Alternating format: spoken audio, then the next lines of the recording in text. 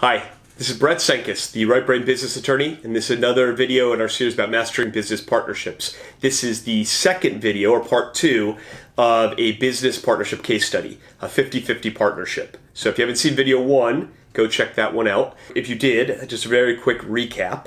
We've got two business partners, John and Gary.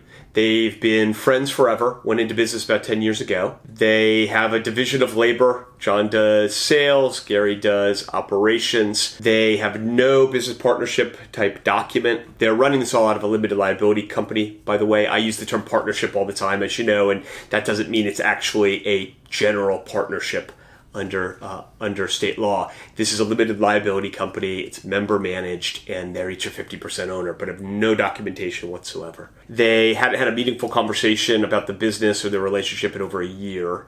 So things had kind of really just devolved, but without any real conversation. It'd just been each two ships passing in the night, so to speak. So John and I sat down and talked about what his options were. There are really three options. One is just to walk away, say to his partner, hey, I'm done, and just go do something else, really. Another is to be formal or litigious, kind of hire someone like me, suggest they go to a mediator. There's a lot of options that involve other people, basically, in a more formal way. And the third is to sit down with the partner and have the conversation you should have had, when things started to first be a little bit chilly, or they weren't really kind of synced up. They were going separate ways. And there wasn't really he didn't want to walk away, didn't feel like he could, needed to be in this business, didn't have money to take a lot of time off, needed to figure out some way to transition, and liked the space. That was off the table. Hiring me or suggesting you go to a mediator or something like that just didn't feel like there was a reason to do that. Didn't feel like any expectation that the partner would be very litigious. They hadn't talked about anything yet. I think you really owe a relationship like that. They were friends for 20 years and partners for 10.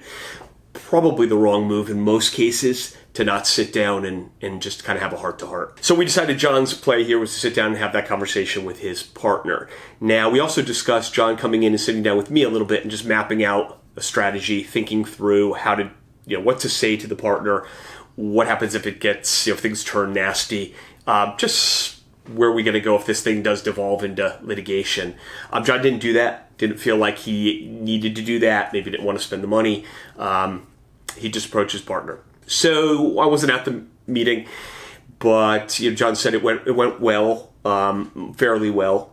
John communicated that it really wasn't working out for him, the partnership, and he wanted to figure out a way to split things up.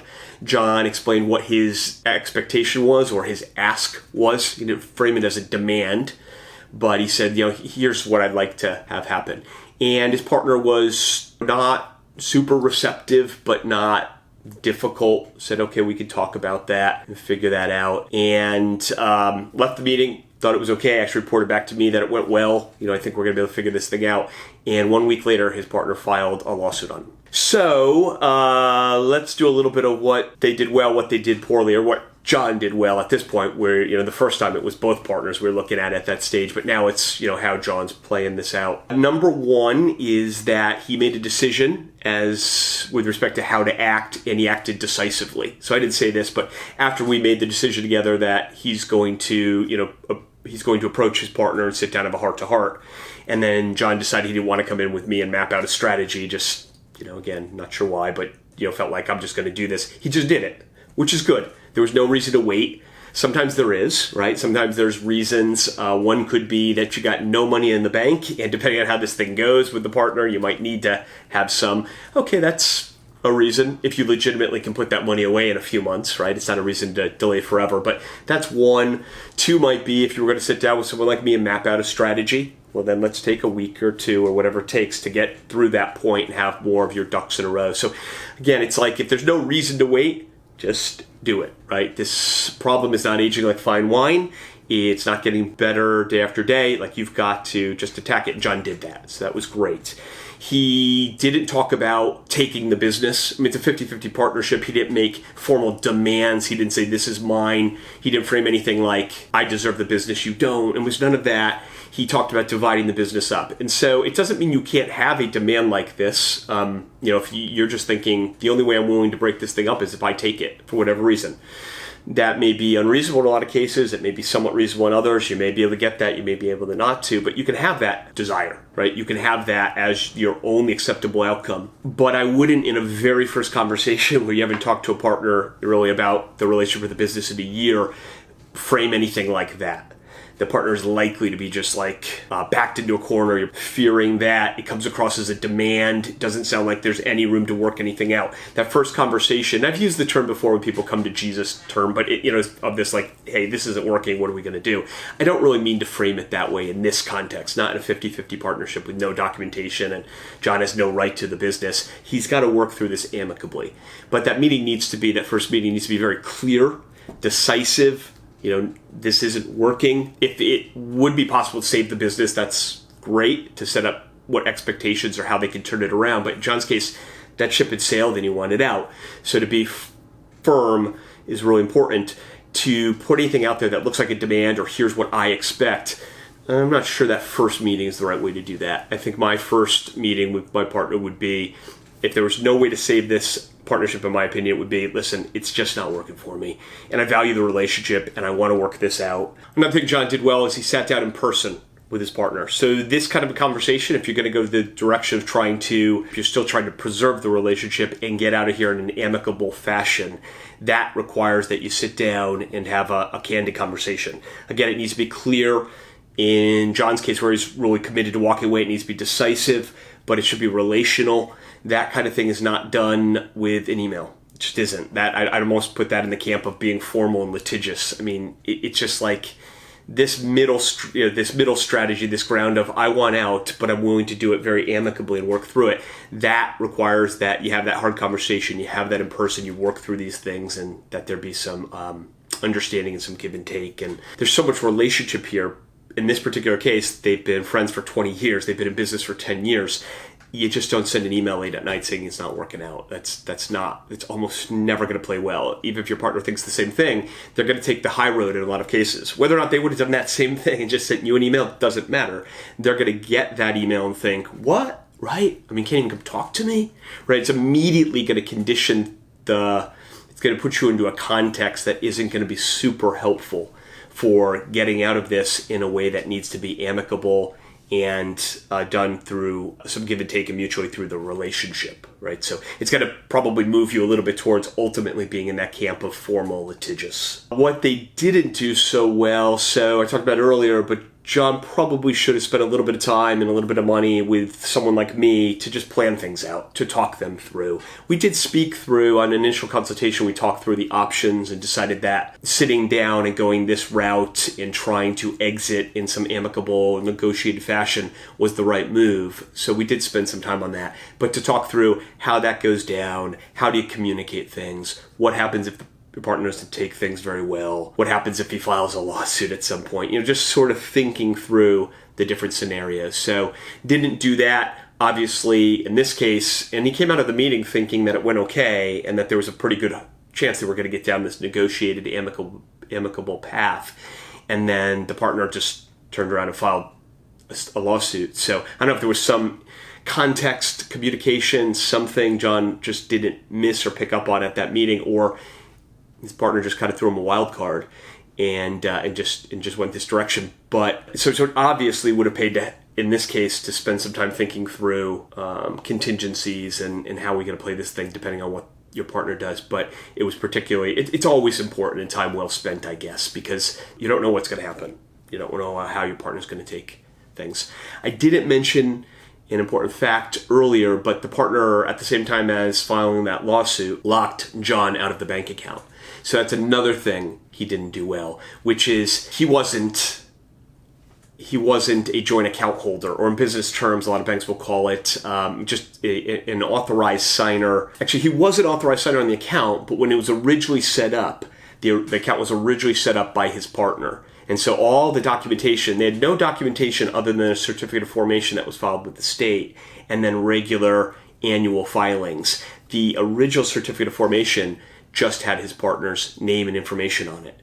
So that's what I think happened. I never knew exactly why, but I think that's why the bank was willing to let his partner take him off. So you need to understand control of important things. One of the really important ones is the bank account. So ultimately, John was able to get that unlocked through a court process, but it's a lot of leverage. If all of a sudden one day you're locked out of the account, you can't get access to something. I don't think that his partner had the right to do that, but he did that. And sometimes those points of leverage are really important. So I think this is the very beginning. When you set up a bank account in a 50-50 partnership, you better both be on that account. Basically, both have equal rights on that account. That's really, really super important. And relatedly, I mean, John saw things, he had financials and so forth. He had access to the bank account before he was cut off, but you shouldn't be in a 50-50 partnership, and I run into them sometimes where you're not seeing anything. I've seen 50-50 partnerships where someone will tell me, well, yeah, but I don't have access to the bank account. What do you mean? Like, even if you don't cut the checks, even if your role is the financial role, like, you need equal involvement and access.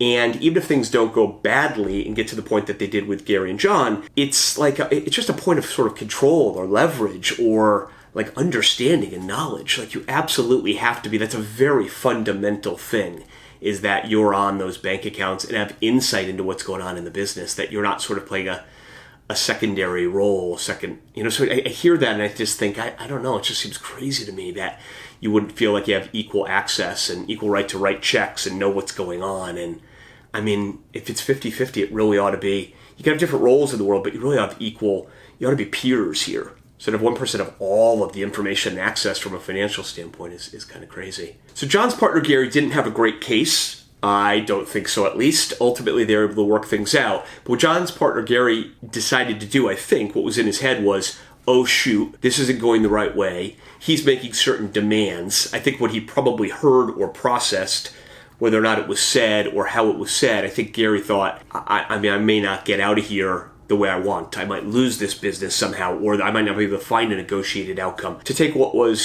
seemed, at least, again, I wasn't at the meeting, but seemed to be a relatively open and amicable discussion and to go file a lawsuit, he must have feared something. So I don't think he felt like the lawsuit was really a move that would win in the end. In a 50-50 undocumented partnership, it's really hard to imagine how anyone, what you're going to talk about, what you're going to fight about, what you're going to say, what a court's going to decide, like that's a situation that almost by definition needs to be worked out. There's no documentation whatsoever. But I think Gary must have been really afraid of where this is going to go. So I don't know why he was, but he got that read. He had the leverage of the bank account. He was probably thinking, I could grab that account, I could file this suit, and I can use my leverage and get what I want here. And maybe he thought that because John's demands and what John wanted out of it at that first meeting when he presented were too strong. I don't know. Or maybe something else in the messaging. In the end, you can't really prevent a wild card, right? I'm not sure that I don't think we would have seen that coming. If we had sat down and mapped things out, there was nothing I was hearing to think that first conversation would be followed by this. But you could be prepared for it. You could know what you're going to do next. It took John a while to respond and to get to the point where he was back on even footing. It didn't really, in my opinion, work out the way Gary wanted. I don't think he got it in the long term when it came to really settling the issue, really had much leverage. I don't think he was right. I would have told my client he was right to just go unilaterally do that with the bank account. But I guess strategically, maybe it could have worked. I don't think in the end it really kind of did. But from John's perspective, mapping things out, thinking about contingencies, not leaving major points of opening and leverage. So to me, the bank account is the real obvious big one. Another one is I don't think I'd be comfortable in a 50-50 partnership, even if I was the back office person, never being the face to investors, never being the face to customers.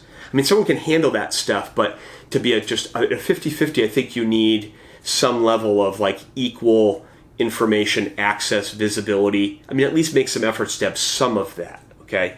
Because you don't want to be in a situation where your partner has all of the customers, has all of the investors, right? It's like at some point this doesn't feel very 50-50-ish. Again, someone has to be responsible for investor relations. Someone, if they're the salesperson, is probably going to be the front interfacing person with customers. But just think about that thing over time. And you probably just don't want to let your 50-50 partnership get to the point where you're never in any of those roles. Because that's a big point of leverage for your for your partner. So we covered a lot of ground. We talked about a lot of different things. I mean, to recap, and in every one of these disputes, every single one I see is different and it's unique. And as I said, I just, there was nothing I heard from John that made me think this would have been the outcome of the first conversation would be Gary filing a lawsuit. So you can't always figure out where this thing's going to go. And I don't think it makes it the wrong decision. I mean, I think decisions are, if you view them in hindsight, you should view them through the lens of the information you had at the time you made the decision. I think John's decision to sit down and have a conversation was a good one.